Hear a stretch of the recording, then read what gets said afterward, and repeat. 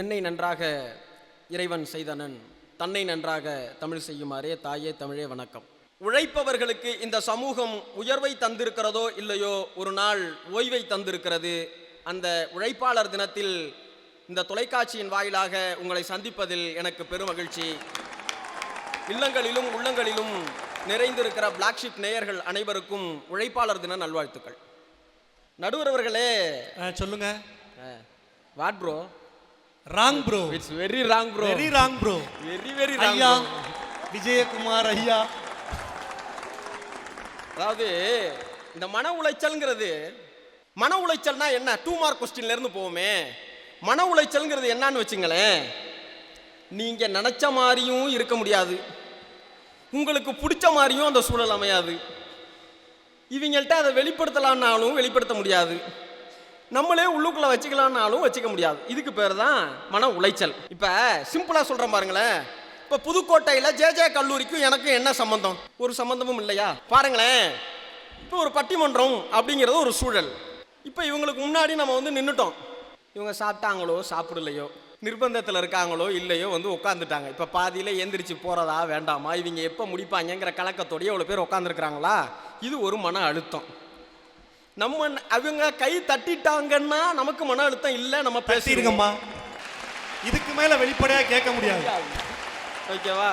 அதுலயும் பாருங்களேன், அந்த முன்வரிசையில் உட்காந்துருக்க பொண்ணு ஆமா தட்டிட்டாலும் இவங்க பேசிட்டாலும், ஆமா அவன் அப்படி என்ன பெருசா சொல்லிட்டான் நீ சிரிக்கிற? என்ன சொல்லிவிட்டான் அவன் சிரிக்கிற? அப்படியே இஞ்சி தின்ன குரங்காட்ட இருப்பாங்க.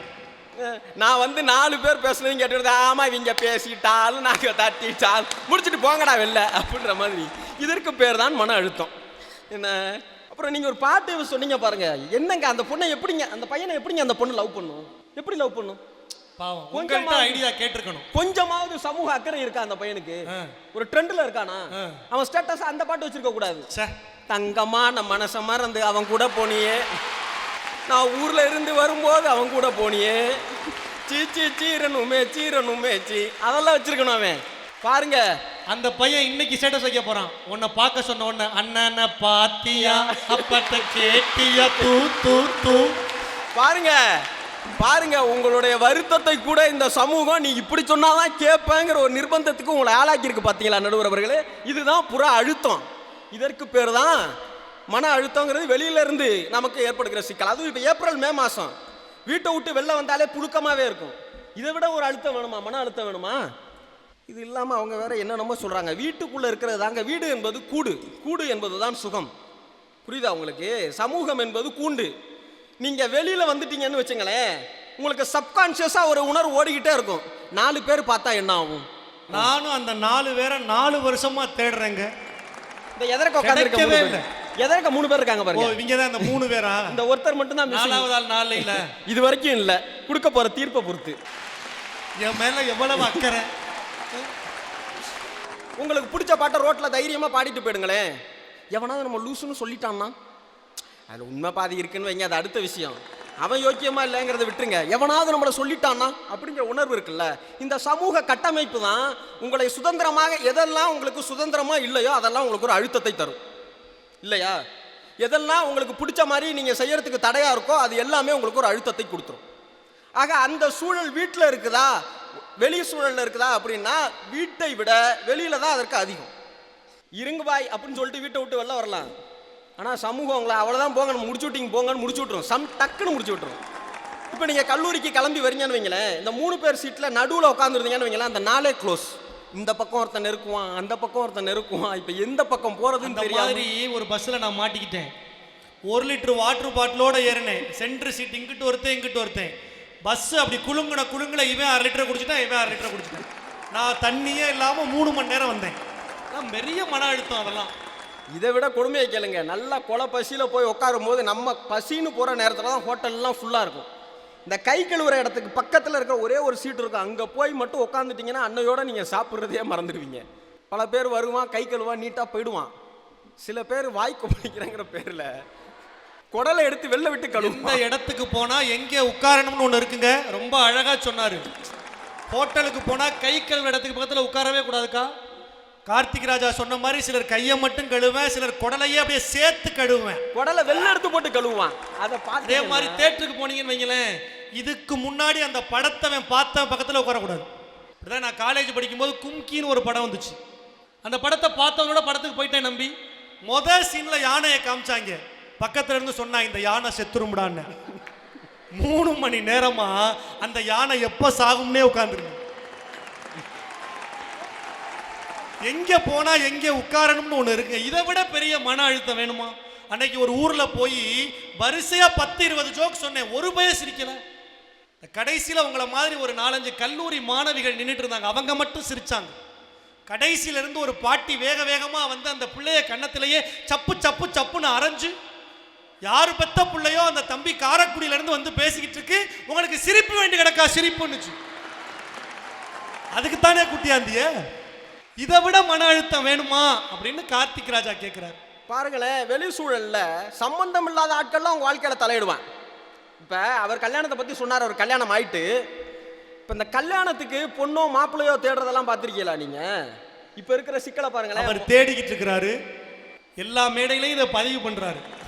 இது வரைக்கும் இல்ல, நல்லா கவனிங்களேன். முதல்ல பையன் என்ன படிச்சிருக்கான், பொண்ணு என்ன படிச்சிருக்கான்றதை விட ஜாதகத்தை எடுத்துட்டு போவாங்க, பார்த்திருக்கீங்களா? அந்த ஜோசியக்காரன் எவனே நமக்கு தெரியாது, அவன் நம்ம வாழ்க்கையில விளையாடுவான் பாருங்க ஒரு விளையாட்டு. சார் சத்தியமா சொல்றேன் சார், ராகு யாருன்னு எனக்கு தெரியாது, சனிக்கும் எனக்கும் எந்த விதமான தொடர்பும் இல்லை, செவ்வாய்க்கும் எனக்கு எந்த சம்பந்தமும் இல்லை. ஆனால் 4, 7, 8 செவ்வாய் இருக்குது, 2 சனி இருக்குது, 3 கேது இருக்குது, இப்படின்னு அவன் ஒரு சுத்தல விடுவான். இப்படியே தள்ளிக்கிட்டே வருவாங்க பாருங்களேன். அந்த சுமை தருகிற அழுத்தம் இருக்குது தெரியுமா உங்களுக்கு?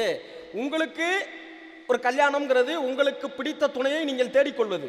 ஆனால் அந்த துணையை நீங்கள் தேட வேண்டும் என்பதற்கு கூட சமூக அழுத்தம் உங்களுக்கு எந்தெந்த காரணிகள் எல்லாம் சொல்லுது பாருங்க. உங்களுக்கு சம்பந்தமே இல்லாத, உங்களுக்கு தேவையே இல்லாத ஒரு அழகான ஒரு கவிதை சொன்னாங்க சார். 2 பேர் சேர்ந்து வாழ்வதற்கு இந்த சமூகத்தில் எதெல்லாம் தேவை இல்லையோ அதுதான் தேவைக்கு அதிகமாக 2 பேர் வாழ்க்கையில் தலையிடுகிறது என்றால் இந்த சமூக அழுத்தம் எப்பேற்பட்ட புழுக்கத்தை உங்களுக்கு தருகிறதுன்னு நீங்க யோசிச்சு பார்க்கணும். சரி, காதலிச்சு திருமணம் செய்யறாங்கன்னு வைங்களேன், நடக்காது தம்பி, பொதுவா உனக்கு கண்டிப்பா நடக்கும். 90s கிட்டு வாய்ப்பே இல்லை, நல்லா தெரியும்.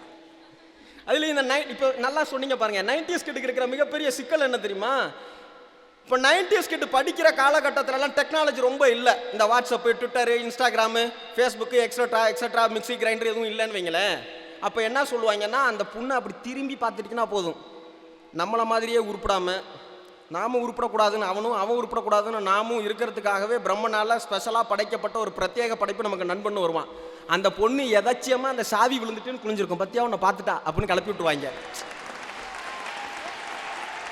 இவன் போய் அந்த பொண்ணுகிட்ட பேசுறதா வேணாமா, அந்த பொண்ணுக்கு உண்மையாகவே நம்மளை பிடிச்சிருக்கா பிடிக்கலையான்னு தெரியாமல் குழப்பத்திலே அவன் ஸ்கூல் காலேஜை முடிச்சு, ஜானு நான் உனக்காக வந்தேன் ஜானு அப்படின்னு இவன் போய் நிற்கும் போது அந்த பொண்ணு கல்யாணம் ஆகி இன்னொருத்தனோட மலையூர் மம்முட்டியான் பாட்டுக்கு டான்ஸ் ஆடி தாலி கட்டிட்டு போய்கிட்டு இருக்கும்.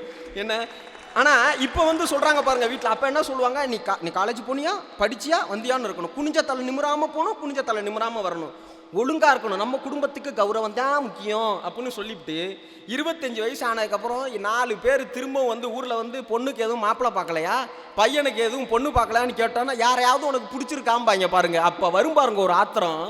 இந்த அழுத்தமும் எதிலிருந்து வருதுன்னு யோசிச்சு பாருங்களேன்.